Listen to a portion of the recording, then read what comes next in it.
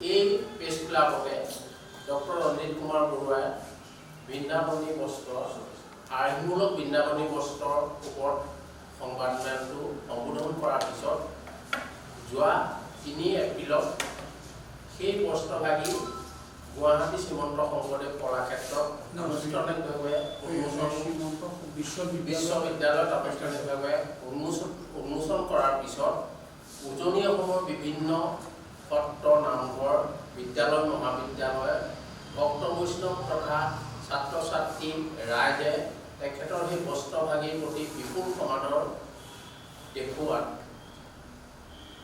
এই ডক্টৰ বৰুৱাই আজি প্ৰায় 10 বছৰ ধৰি মহাপুৰুষ গুৰুজনাৰ আপোনালোকে দেখিছে গুৰুজনাৰ শৈশৱৰ পৰা প্ৰয়াণলৈকে প্ৰায় 32 ভাগ 5 ফুট 7 ফুট আকাৰৰ তৈলচিত্ৰ প্ৰস্তুত সম্পূৰ্ণ কৰিলে। অহা 19 জানুৱাৰীত তেখেতে গুৱাহাটী কলাক্ষেত্ৰত সেই প্ৰিণ্টিংখিনি আনুষ্ঠানিকভাৱে উন্মোচন কৰিব। তাৰ লৈ আজি এই সংবাদমেলখন আয়োজন কৰা হৈছে। আমি সংবাদমেলৰ প্ৰাক্ষণত আমাৰ সাংবাদিক সতীৰ্থসকলক ডক্টৰ বৰুৱাৰ ফালৰ পৰা যিহেতু পুৰণি বিদায় দি ইংৰাজী নৱবৰ্ষ আদৰণি লগতে আমাৰ ভোগৰ উৎসৱ ভোগালী বিহুৰ বাবে আমাৰ গুৰুজনা শংকৰদেৱৰ চিত্ৰ বা ভাস্কৰ্য তেনেধৰণে উল্লেখযোগ্য কৰ্ম মানে আৰ্টৰ লাইনত হোৱা নাই।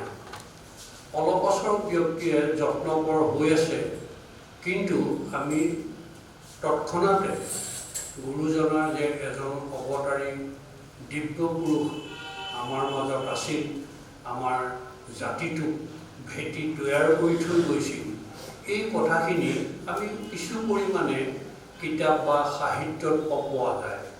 কিন্তু আজিৰ যুগটোৰ যিটো মাধ্যম হ'ল, তৎক্ষণাতে কথাখিনি নৱ প্ৰজন্মই হওক বা অন্যান্য ব্যক্তিয়ে হওক তৎক্ষণাতে জানিবৰ কাৰণে চিত্ৰ বা ভাস্কৰ্য অতি উত্তম মাধ্যম। চিত্ৰ বনাম বা মূৰ্তি বনাম এই কথাটো কিন্তু মই কোনোদিন ভবা নাছিলোঁ, কাৰণ এইটো এটা অতি জটিল বিষয়। এটা বৰ ডাঙৰ ঘটনা হ'ল কি, গুৰুজনাই মোক 3 বাৰ স্বপ্নত দৰ্শন দিলে। প্ৰথমবাৰ দৰ্শনত মই চিত্ৰভাগ আঁকিম নে নেআঁকিম এই কথাটো লৈ পেলাই জগন্নাথ বৰুৱা মহাবিদ্যালয়ৰ ৰাসায়ন বিভাগৰ অধ্যাপক যোগানন্দ গোস্বামী, তেখেতো কলাপ্ৰেমী ব্যক্তি, তেখেতৰ লগত আলোচনা কৰিলোঁ। তাৰপিছত দুলাল ভট্টাচাৰ্যী, তেখেত এছিষ্টেণ্ট কনজাৰভেটৰ অফ ফৰেষ্ট ভাস্কৰ্য বনায়, তেখেতৰ লগতো পাতিলোঁ।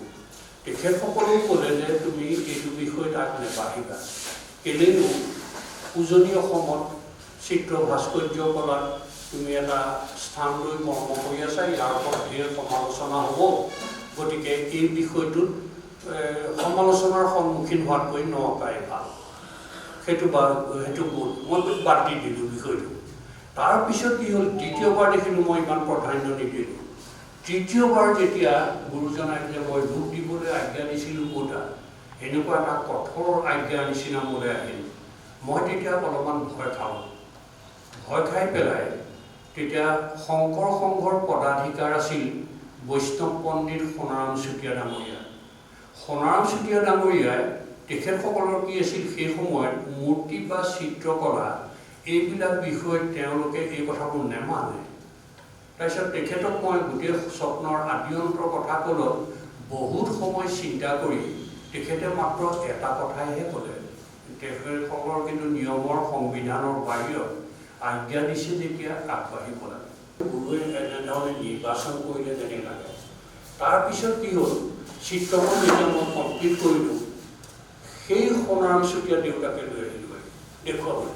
প্ৰথম তেখেত আহি ছবিখন 5 মিনিট সময় চাই একদম আঁঠুকাঢ়ি সেৱা লোৱা নাই, অষ্টাংগে প্ৰণিপাত কৰিলে বহুত সময়। যিকোনো খবৰৰ বাবে যোগাযোগ কৰক 7099017330 লগতে 7099017110 নম্বৰত।